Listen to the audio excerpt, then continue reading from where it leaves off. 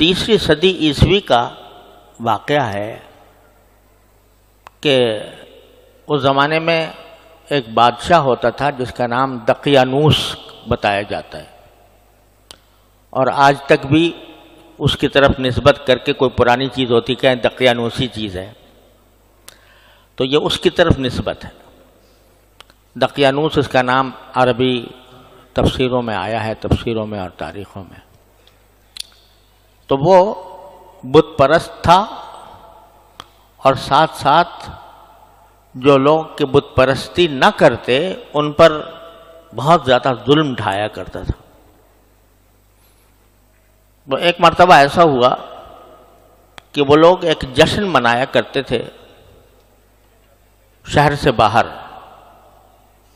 تو بادشاہ اپنے سارے رعایا کے ساتھ وہ جشن منانے کے لیے شہر سے باہر نکلا، اور وہاں بڑے بڑے بت رکھے ہوئے تھے، اور سب کو حکم تھا کہ وہ جا کر ان بتوں کی پرستش کریں، ان کی پوجا کریں، عبادت کریں۔ اب اس میں یہ 7 حضرات تھے جو کسی طرح بھی شرک کا ارتکاب کرنے کے لیے تیار نہیں تھا، تو لیکن یہ تھے الگ الگ، ایک دوسرے کو کوئی جانتا نہیں تھا۔ تو انہوں نے جب دیکھا کہ بادشاہ ہمیں ظلم کر رہا ہے اور ہمیں آمادہ کر رہا ہے کہ ہم بت پرستی کریں اور توحید کو چھوڑ دیں، تو ان میں سے ایک آدمی وہاں سے اس جگہ سے ہٹ کر چپکے سے ہٹ کر کسی دور جگہ جا بیٹھا۔ پھر اس کے بعد دوسرے صاحب وہ بھی اسی طرح چھپ کر اسی جگہ پہنچ گئے، تیسرے پہنچ گئے، چوتھے پہنچ گئے۔ ایک دوسرے کو پتہ نہیں کہ ہم کیوں الگ ہو رہے ہیں، کیوں جمع ہو رہے ہیں، یہاں تک کہ 7 کے 7 آدمی وہاں ایک ساتھ جمع ہو گئے۔ اب کوئی دوسرے کو بتانا نہیں چاہتا تھا کہ میں کیوں آیا ہوں، کیونکہ اندیشہ تھا کہ اگر یہ بات کھل گئی بادشاہ کے اوپر کہ بت پرستی سے بچ کر یہ لوگ آئے ہیں تو وہ ظلم و ستم کا ارتکاب کرے گا، تو ایک دوسرے سے بھی نہیں پوچھتے تھے تم کیوں آئے۔ یہاں تک کہ جب کافی دیر گزر گئی تو پھر ایک نے ہمت کی، اپنے ساتھی سے پوچھا کہ بھئی تم کیوں آ گئے؟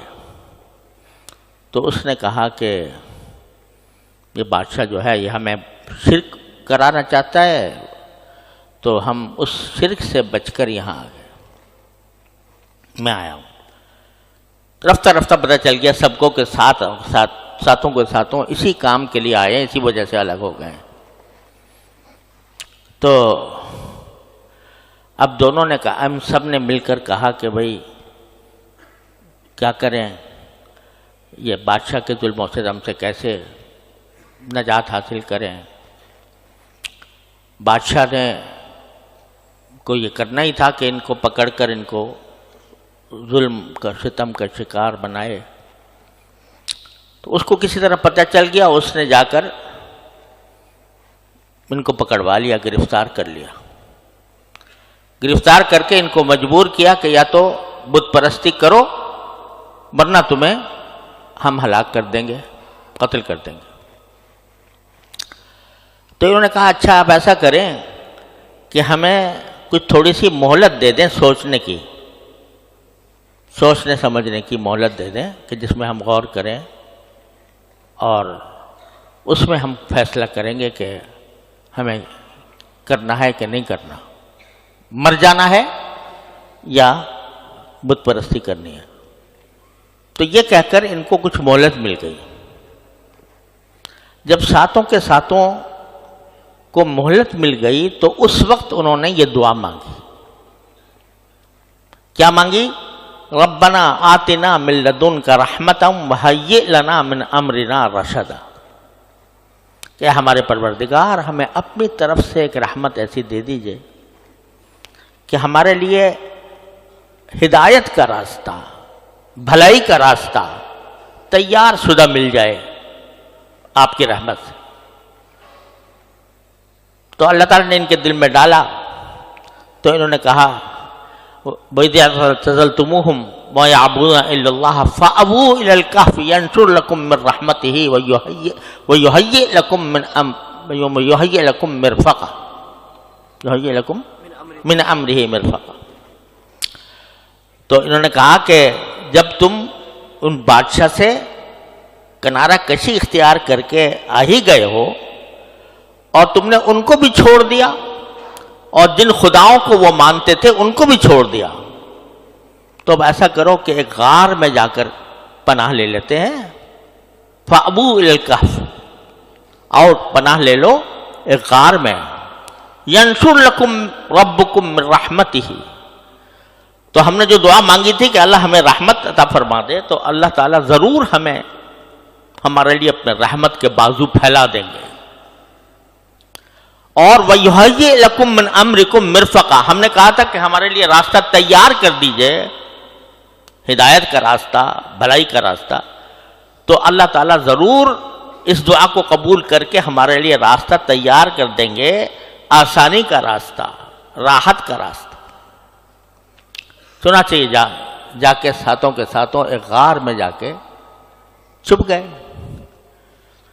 تو اللہ تعالیٰ فرماتے ہیں کہ ہم نے ان کے چھپنے کے بعد وہ لیٹے غار میں، تو فَضَرَبْنَا عَلَىٰ آذَانِهِمْ فِي الْكَهْفِ، تو ہم نے اس غار کے اندر ان کے کانوں پر تھپکی دی،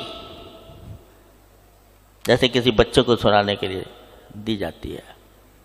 ان کے کانوں پر تھپکی دی، اس کا نتیجہ ہوا نیند آ گئی. اور نیند کس طرح؟ فَلَبِثُوا فِي الْكَهْفِ سِنِينَ عَدَدًا، کہ وہ کئی سال تک اسی غار میں سوتے رہے. اور آگے جا کر قرآن کریم نے ان سالوں کی تعداد بھی بتائی کہ 300 سنین وازدادوا 9، 309 سال غار میں سوتے رہے، غار میں سوتے رہے 309 سال.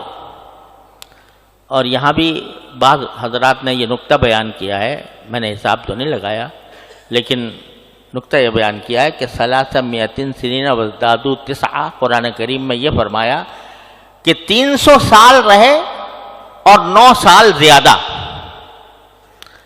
تو 300 سال تھے شمسی حساب سے، اور 9 سال اس میں بڑھ گئے قمری حساب کے.